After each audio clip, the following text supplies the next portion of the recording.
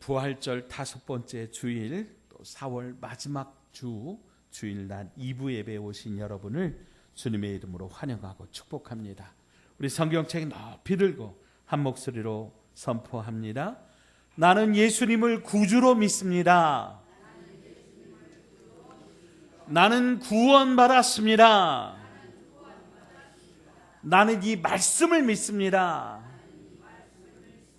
나는 행복합니다. 아멘.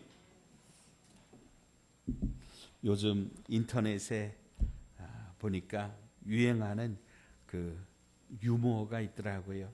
없다 시리즈입니다. 10대는 철이 없답니다. 20대는 그 인생에 답이 없답니다. 30대는 집이 없다. 40대는 돈이 없다. 50대는 이제 일이 없다. 60대는 삶에 낙이 없다. 그러고요. 70대는 이가 없답니다. 80대는 처 혹은 남편이 없다. 90대는 시간이 없다. 100살에는요 다 필요 없다.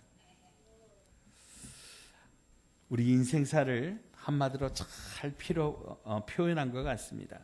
그렇습니다. 사랑하는 여러분, 우리 인생을 한 단어로 표현하자면 없다입니다. 그런데요, 여러분, 우리 믿음의 사람들에게는 있는 것이 있어요. 바로 하나님입니다. 집도 없고 돈도 없고 일도 없고 낙이 없을지라도 하나님은 있습니다. 어제도 계시고 오늘도 계시고 내일도 계시는 분이 바로 우리 하나님이십니다. 사랑하는 여러분, 하나님께서 오늘 이 자리에 지금 여기 우리와 함께 계심을 믿으시기 바랍니다. 갈등이라고 하는 말이 있어요. 이 말은 이제 칡, 넝쿨, 갈, 등나무, 등자를 사용을 하는데요. 이 칡넝쿨과 이제 등나무는 서로 올라타고 가는 방향이 반대 방향이라고 합니다. 그래서 칡나무와 등나무의 이 반대 방향으로 감아 올라가는 성질에 빗대어서 개인이나 집단 사이의 목표나 이해관계로 서로를 적대시하거나 혹은 또 그것 때문에 서로 불화하는 일, 서로 양보하지 않고 대립하는 것을 이 갈등이라고 그렇게 말합니다. 우리는 살면서 곳곳에서 벌어지는 다양한 갈등 상황을 접하게 됩니다. 가장 큰 것으로 대표적으로 우크라이나와 러시아와의 이런 나라와 나라의 갈등, 이스라엘과 하마스처럼 이런 큰 그런 갈등도 있고요. 혹은 지난번 우리 그 국회의원 선거 때 TV 여러분 보셨을 텐데 아마 왼쪽은 전부 다 파랑색, 오른쪽은 빨강색 이렇게 나눠져 있는 오랜 영남과 호남의 이런 지역 감정적인 어떤 그런 갈등, 또 최근 국회에서 일어나는 이런 정치의 그런 갈등, 기업과 노조의 갈등, 또 뿐만 아니라 가정에서는 부부의 갈등, 혹은 고부 간의 갈등, 혹은 부모와 자녀와의 갈등들이 존재합니다. 그러면 교회 안에서는 어떻습니까? 교회도 예외는 아니죠. 때로 우리는 교회 안에서도 이런 갈등들을 경험하게 됩니다. 사람이 있는 곳이면 어디든지 이 갈등이라고 하는 것은 존재하는 것입니다. 그러면 우리가 이런 갈등을 만날 때 어떻게 해야 될까요? 오늘 본문은 이 아브라함을 통해서 우리가 갈등을 만날 때 어떻게 해야 할지 아주 좋은 교훈을 우리에게 보여주고 있습니다. 창세기 13장 우리가 함께 읽은 이 말씀은 이제 이 아브라함 가족이 애굽에서 이제 가나안으로 올라온 그런 상황을 그리고 있습니다. 먼저 창세기 13장 1절 2절 말씀 함께 읽겠습니다. 아브라함이 애굽에서 그와 그의 아내와 모든 소유와 롯과 함께 네겝으로 올라가니 아브라함에게 가축과 은과 금이 풍부하였더라. 아멘. 이 앞에 상황이 어떤 상황인지 좀 자세하게 설명을 드리자면, 아브라함이 이제 가뭄 때문에 애굽으로 피난을 갑니다. 그런데 자기의 목숨이 위태로울 것을 염려한 나머지 아내인 사레를 여동생이라고 속이자고 부부간에 서로 그렇게 의논을 합니다. 그렇게 정말 자신이 염려하고 걱정했던 그 일이 일어나지요. 애굽왕 바로가요, 아브라함의 아내 사레를 후궁으로 삼은 겁니다. 그런데 하나님께서 이 일에 강권적으로 개입하십니다. 자, 앞으로 한 장 넘기셔서 창세기 12장 17절로 19절 제가 읽어드립니다. 여호와께서 아브라함의 아내 사레의 일로 바로와 그 집에 큰 재앙을 내리신지라. 바로가 아브라함을 불러서 이르되 내가 어찌하여 나에게 이렇게 행하였느냐? 내가 어찌하여 그를 내 아내라고 내게 말하지 아니하였느냐? 내가 어찌 그를 누이라 하여 내가 그를 데려다가 아내를 삼게 하였느냐? 내 아내가 여기 있으니 이제 데려가라 하고. 아멘.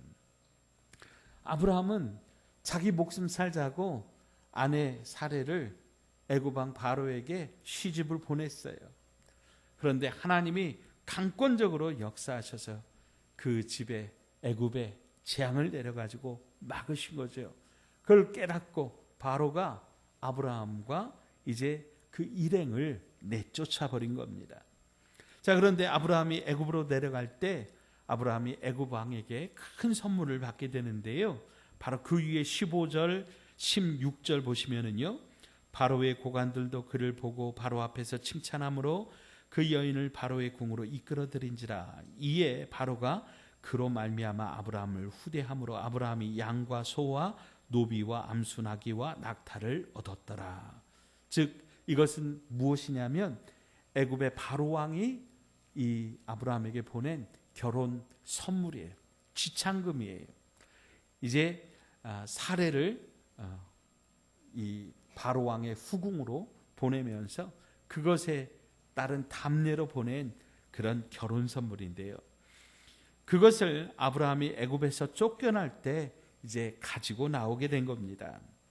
그런데요, 여러분, 이렇게 아브라함에게 주어진 그 풍부한 재물이 곧 분쟁과 다툼, 곧 갈등의 씨앗이 됩니다.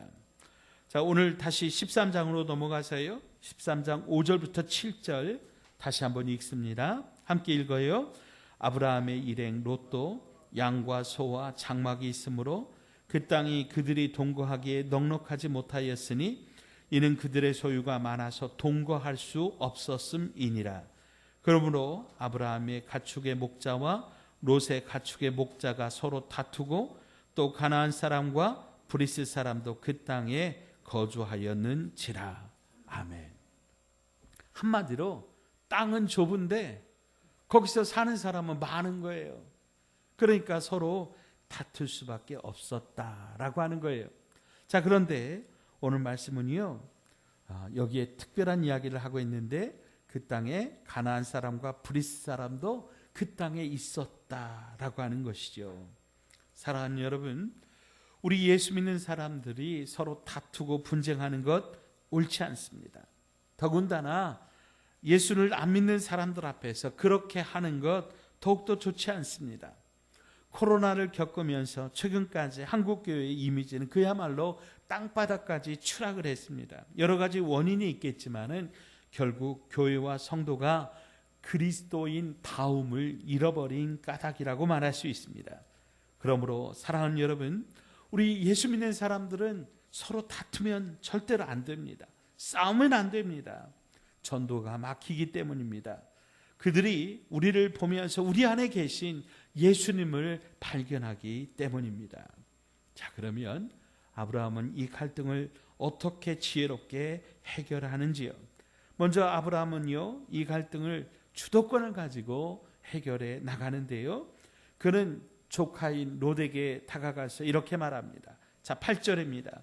아브라함이 롯에게 이르되 우리는 한 친족이라. 나나 너나 내 목자나 내 목자나 서로 다투게 하지 말자. 사랑하는 여러분, 아브라함이 가지고 있던 이 그 가장 기본적인 개념, 우리는 친족이다, 우리는 가족이다, 우리는 형제다. 여러분, 이런 가족의식, 형제의식, 이런 하나님 앞에서 우리는 하나라고 하는 이 생각이 우리에게 있어야 된다라고 하는 거죠. 특별히 우리나라 사람들은요, 이 장유유서의 그 유교적인 어떤 전통 가운데 있기 때문에 서로가 만나면 제일 먼저 확인하는 게 뭐예요? 몇 살이세요? 이거지요. 예. 그래서 나이가 많으면 존대하고, 나이가 나보다 좀 어리면 하대하고, 이게 보통 문화지요. 이제 찬물도 위아래가 있다고 우리는 그걸 꼭 따져 물었습니다. 근데 여러분, 성경의 정신은 어떻습니까? 큰 사람이 어린 사람을 섬기는 겁니다. 성경의 정신은요, 가진 자가 없는 자를 섬기는 것이 성경의 정신입니다. 그래서 오늘 아브라함이 먼저 손을 내미는 장면을 우리가 볼 수 있어요. 여러분, 없어서 또 나이 때문에 어떤 그 권력에 비굴하게 꿇어 엎드릴 수밖에 없다면 그 사람의 마음 안에는 상처와 아픔이 있을 수밖에 없습니다. 그런데 만약에 큰 사람이, 가진 사람이 이렇게 손을 내밀어서 먼저 사과하고 먼저 관계의 문을 연다고 하면 이 관계가 빨리 해결될 수 있고 관계가 회복될 수 있었다라고 하는 것이요. 그러면 아브라함이 이런 태도를, 이런 여유 있고 먼저 손을 내밀 수 있는 이런 긍정적인 마음을, 여유로운 마음을 가지게 된 원인이 어디 있을까요? 자, 우리 다시 앞으로 가세요. 13장 4절 말씀, 4절 말씀 한음성으로 읽습니다. 시작. 그가 처음으로 제단을 쌓은 곳이라. 그가 거기서 여호와의 이름을 불렀더라. 아멘. 여호와의 이름을 불렀다. 이 말은 곧 무슨 말이냐면 아브라함이 예배를 드렸다라고 하는 거예요. 아브라함이 애굽으로 내려가서 애굽에서 그런 사례를 잃어버리고 그런 고통과 아픔을 겪고 아브라함이 다시 가나안 땅으로 올라오면서 제일 먼저 한 일이 뭐냐면 예배를 드리는 일이었어요. 사랑하는 여러분, 우리가 하나님을 똑바로 예배하면 우리의 생각과 삶의 질서가 잡히고 우리가 못 보던 것들을 보게 되고 우리의 마음의 여유를 찾게 되고 내 생각, 내 기준, 내 삶이 아니라 하나님의 뜻과 하나님의 시각을 가지고 멀리 보게 된다라고 하는 것이죠. 사실 우리 사이에 인간과 인간의 이 수평적인 관계, 사람과 사람 사이의 관계는 하나님과의 이 수직적인 관계 위에서 개발되는 겁니다. 즉 무슨 얘기냐면 하나님과의 관계가 똑바르고 올바르면 사람과 사람 사이의 관계도 바르게 할 수 있다라고 하는 거죠. 하지만 반대로 하나님과의 관계가 올바르지 못하고 영적으로 흐트러지면 사람들과의 관계에서도 실패하기 쉽다라고 하는 겁니다. 자, 이렇게 갈등을 만난 아브라함이 어떻게 하는지 우리는 9절에서 알 수 있는데요. 자, 9절 말씀 보겠습니다. 9절 함께 읽어볼까요? 시작. 내 앞에 온 땅이 있지 아니하냐. 나를 떠나가라. 내가 좌하면 나는 우하고 내가 우하면 나는 좌하리라. 아멘. 아브라함은요, 넓은 마음으로 롯에게 먼저 선택하라고 합니다. 아브라함이 이렇게 제안한 거죠. 롯, 여기 우리 앞에 있는 땅 중에 네가 먼저 선택해라. 그러면 나는 남은 부분을 선택할 거야. 그런데 여러분, 대부분의 사람들은 어떻게 합니까? 자기가 좀 좋은 것을 우선 먼저 좀 선택해서 그걸 갖다가 좀 감춰놓고 나머지 가지고 이거 네가 가지든지 말든지 하라고, 그렇게 하고 싶은 마음이 보통 사람들의 마음이지요. 근데 아브라함은 그 우선권을 이제 롯에게 준 것이죠. 사랑하는 여러분, 그는 집안의 가장으로서 평화를 유지할 우선적 책임을 가지고 갈등을 해결하기 위해서 양보를 선택한 겁니다. 사랑하는 여러분, 마찬가지로 우리도 역시 하나님을 신뢰함으로 이런 관대한 마음을 가지고 기꺼이 손해를 감수하려고 할 때 우리가 만나는 여러 갈등 상황이 해결될 것이라고 하는 겁니다. 자, 그러면 이 아브라함의 제안을 들은 롯은 어떤 선택을 합니까? 이어서 10절 말씀입니다. 이에 롯이 눈을 들어 요단 지역을 바라본즉 소알까지 온 땅에 물이 넉넉하니 여호와께서 소돔과 고모라를 멸하시기 전이었으므로 여호와의 동상 같고 애굽 땅과 같았더라. 아멘. 아브라함의 제안을 들은 롯은요, 눈을 들어서 그 앞에 요단 지역을 바라봅니다. 이 눈을 들어 바라보았다. 이거는 이 원어적인 의미로 보면 자세히 관찰하였다라고 하는 그런 의미를 담고 있습니다. 롯은 그 땅이 넉넉한 물을 가진 매력적인 땅임을 보았습니다. 이 물이라고 하는 게 우리는 사실은 우리나라는 굉장히 물이 풍성하지만 이 성경의 땅 이스라엘은 사막 지역이고 굉장히 물이 부족한 땅입니다.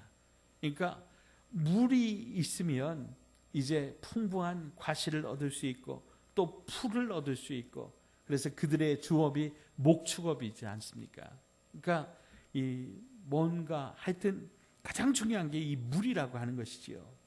그 물이 그 땅에 많이 있는 것을 보면서 롯이 그 땅을 매력적으로 봅니다. 말씀 보면 여호와의 동산 같고 이거는 에덴 동산이라고 하는 말이고요. 애굽 땅과 같았더라. 왜 애굽이 이렇게 매력적으로 보이냐면 애굽은 이제 그 나라 가운데로 나일강이 흐릅니다. 이 나일강이 이제 사시사철 풍부한 수량을 공급해 주기 때문에 가뭄이 들어도 나일강에서 물을 퍼올려서 그것으로 농사를 지을 수 있었기 때문에 애굽 땅에는 물 걱정이 없었다고 하는 것이지요. 그래서 롯이 바라본 땅은 에덴 동산처럼 애굽 땅처럼 풍요로운 그야말로 잘 먹고 잘 살 수 있는 그런 땅이었다고 하는 거지요. 그러나 보십시오. 그 화려한 설명 뒤에 불길한 내용도 함께 기록하고 있습니다. 10절 후반부에 보시면 여호와께서 소돔과 고모라를 멸하시기 전이었으므로 라고 하는 말을 덧붙이고 있습니다. 이렇게 눈에 보이는 것에 의하여 이제 선택한 롯은 훗날 비참한 결과를 겪게 됩니다. 먼저는 전쟁에 휘말리고요. 나중에는 소돔과 고모라가 멸망하지요. 불에 의해서 화산이 폭발할 때 빈손으로 그 땅을 떠나게 됩니다. 심지어는 그 아내가 소금 기둥이 되게 됩니다. 이렇게 롯은 요단을 선택하고 아브라함을 떠납니다. 롯은 가나안 땅에 머무르고 있는 아브라함과는 달리 이제 점점 그 거주지를 소돔 방향으로 옮기게 됩니다. 그리고 소돔에 대해서는 13절에 이렇게 말씀하지요. 소돔 사람은 여호와 앞에 악하며 큰 죄인이었더라. 악하며 큰 죄인이었더라. 그냥 죄인이 아니라 큰 죄인이어라. 더 힘을 주어서 그들의 악함을 강조하고 있습니다. 롯은요 거기 가서는 안 되는 사람입니다. 하지만 눈에 보이는 것을 따라 그는 그곳으로 갔다라고 하는 거지요. 사랑하는 여러분, 믿음이 아니라 이렇게 보이는 것을 따라 살면, 눈에 보이는 대로 선택하면 당장은 좋은 것 같지만 결국에는 혹독한 대가를 치르게 된다라고 하는 거예요. 롯은 자기가 낙원을 선택했다고 생각했겠지만은 사실은 더럽고 냄새나는 시궁창을 선택한 겁니다. 반면에 아브라함은 믿음으로 자신의 유익을 먼저 구하기보다 아량을 베풉니다. 그렇게 함으로 자칫 큰 갈등으로 번질 수 있었던 이 사건을 긍정적으로 해결합니다. 그리고 롯이 떠난 후에 아브라함에게 하나님이 말씀하십니다. 자, 14절 15절 말씀 같이 읽습니다. 롯이 아브라함을 떠난 후에 여호와께서 아브라함에게 이르시되 너는 눈을 들어 너 있는 곳에서 북쪽과 남쪽 그리고 동쪽과 서쪽을 바라보라. 보이는 땅을 내가 너와 내 자손에게 주리니 영원히 이르리라. 아멘. 왜 하나님이 이런 말씀을 주셨을까? 아브라함에게도 아마 그런 상실감이 있었을 것 같아요. 아브라함이라고 눈에 보이는 좋은 땅을 선택하고 싶지 않았겠어요?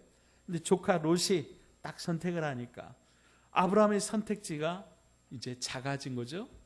그런데 하나님께서 아브라함에게 다시 한번 눈을 높이 들게 하시는 거지요. 그리고 16절에는요, 아브라함의 자손에 대한 약속을 말씀하십니다. 땅에 대한 약속과 또 자손에 대한 약속을 주시면서 이 땅을 내가 너와 내 자손에게 축복하고 주겠다고 다짐하여 주십니다. 하나님은 믿음으로 사는 사람의 삶을 인도하십니다. 그래서 하나님은 주권적으로 그분의 선하신 뜻을 이루어 가십니다. 하나님은 신실하십니다. 그 하나님을 안다면 우리는 관대해질 수밖에 없습니다. 하나님을 신뢰하면 할수록 우리는 내가 가진 것에 대해 그것을 또 다른 사람과 나누는 일에 대해서 너그러워질 수 있습니다. 그런데 아브라함이 롯에게 아량을 베풀며 양보했을 때 롯은 기다렸다는 듯 냉큼 좋은 땅을 선택하고 아브라함에게서 떠나갑니다. 우리가 뭔가 이렇게 양보하고 아량을 베풀 때 상대방이 이를 이용하면 괜히 손해보는 것 같고 불이익을 당한 것 같습니다. 믿음으로 선택하는 것이 마치 바보 같다고 생각할 수도 있습니다. 그러나 아브라함의 경우에서 보듯 믿음으로 선택하는 삶은 결코 바보가 아닙니다. 하나님께서 보시기 때문입니다. 하나님께서 인정하시기 때문입니다. 오늘 본문의 이야기는 아브라함이 거처를 옮겨 헤브론에 있는 마므레 상수리 수풀에 이르러 그곳에 거주하면서 하나님께 제단을 쌓는 것으로 마무리됩니다. 오늘 이야기의 시작과 끝에 아브라함이 하나님 앞에 예배를 드리는 그런 장면을 우리는 볼 수 있습니다. 사랑하는 여러분, 아브라함의 이런 넉넉한 마음의 배경, 아브라함이 갈등을 해결해 갈 수 있었던 그 배경에 바로 예배자로서 하나님 앞에 서 있었던 이 아브라함이 있었음을 오늘 본문은 우리에게 다시 한번 보여주고 있는 것이죠. 사랑하는 여러분, 혹시 우리들 안에 여러분에게 갈등이 있습니까? 꼭 지금 그렇지 않더라도 분명한 것은 누구나 그런 갈등들을 겪어왔고 또 앞으로도 겪을 가능성이 있다라고 하는 거예요. 그것이 부부간의 갈등일 수도 있고 자녀와의 갈등일 수도 있고 친척이나 친구와의 갈등일 수도 있고 또 직장에서 혹은 교회 안에서 갈등일 수도 있습니다. 그럴 때 여러분 어떻게 해결하려 하십니까? 갈등 관계에 있는 그 사람 붙잡고 멱살 잡고 한번 너 나하고 한번 해보자 하고 주먹다짐을 하실 것입니까? 아니면 그냥 무시하고 내가 무시하면 된다. 그러고 그냥 나만 혼자 내 갈 길로 가리라. 끝까지 그냥 그렇게 가면 됩니까? 아니면 끝까지 누가 맞는지 한번 토론해서 그렇게 설득하려고 하십니까? 여러분, 하나님 앞에서 우리가 갈등을 해결하는 법, 아브라함이 했던 것처럼 하는 겁니다. 하나님을 신뢰함으로 넓은 마음으로 관대하게 반응하십시오. 아랑을 베풀며 필요하다면 기꺼이 손해를 감수하겠다고 각오하면 갈등은 해결될 것입니다. 그러면 하나님께서 분명히 그 일을 통하여 선을 이루실 겁니다. 여러분 혹시 간혹 그런 경우들이 있죠. 이제 같이 점심을 시켜 먹을 경우에 중국집에 갔어요. 짜장면, 나는 짜장면 내가 사요. 당신은 뭐 먹을래요? 그런데 나보다 비싼 거 볶음밥. 그러면 어떻게 해요? 여러분 상대방에게 원하는 거 맞춰주도록 하십시오. 때로는 예를 들면 축구하는 서로 스포츠 경기에서 상대방 팀을 응원하다가 그것 때문에 서로 다퉜다. 한번 생각을 해보시죠. 여러분 그런 것들 가지고 우리가 뭐 그렇게 인생을 소모할 필요가 있습니까? 사람의 생명이 걸려있는 문제가 아니라면 여러분 우리 양보할 수 있지 않습니까? 정말 아무것 아닌 거 가지고 우리가 시간을 낭비해도 될 만큼 우리 인생이 그렇게 길지 않다라고 하는 거예요. 그렇게 사용하기에는 우리 인생이 너무 짧고 아깝습니다. 여러분 사람이 죽고 사는 문제가 아니라면, 복음의 문제가 아니라면 여러분 그렇게 목숨 걸며 용 쓰지 마십시오. 갈등은 언제 어디서든 벌어질 수 있습니다. 그러니 그런 상황이 생기거든 하나님을 신뢰함으로 넓은 마음 가지고 아량을 베풀어 주시고 기꺼이 손해를 당해 주시고 져 주시기를 바랍니다. 그러면 하나님께서 하시고 하나님께서 여러분의 손을 들어 주실 겁니다. 특별히 무엇보다도 아브라함이 하나님 앞에 예배를 드려서 하나님 앞에 관계가 바르게 회복되었을 때 이 아브라함의 마음에 그 넓은 마음이 생겼던 것처럼 여러분 우리도 그렇게 해야 됩니다. 그것이 우리 삶을 돌이키게 하고 우리가 주님을 위해 인내할 수 있도록 하는 힘이 됩니다. 그러므로 아무리 바쁠지라도 잠깐이라도 기도하고 말씀을 묵상하며 하나님 앞에 예배하기를 주저하지 마십시오. 우리 주님을 바라보십시오. 그러면 뭐가 더 중요한지 우리 삶의 우선순위를 알게 될 것입니다. 우리가 기꺼이 손해당하고 기꺼이 포기한다면 그로 인하여 믿지 않는 누군가가 우리 주님께로 한 발짝 더 다가오게 된다면 여러분 그거야말로 진정한 승리가 아니겠습니까? 그러니 우리 인생의 갈등을 만날 때 내 이익을 따지기보다 충동적으로 반응하기보다 믿음을 선택하십시오. 그러면 우리는 갈등에서 진정한 승리자가 될 수 있습니다. 믿음으로 지는 것이 이기는 것입니다. 믿음으로 손해보는 것이 더 많은 것을 얻는 것입니다. 갈등의 상황 속에 믿음으로 우리가 나아가고 믿음으로 살기를 선택한다면 우리는 하나님께서 함께 하심으로 진정한 만족과 기쁨을 얻게 될 것입니다. 기도하겠습니다. 하나님 아버지, 우리의 인생에서 갈등을 만날 때 오늘 아브라함이 했던 것처럼 믿음을 선택하게 하여 주옵소서. 믿음으로 양보하게 하여 주옵소서.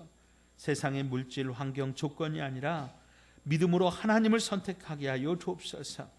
믿음으로 지는 것이 이기는 것이라고 하셨사오니 우리 모두 믿음으로 사는 법을 배워 진정한 승리자가 되게 하여 주시옵소서.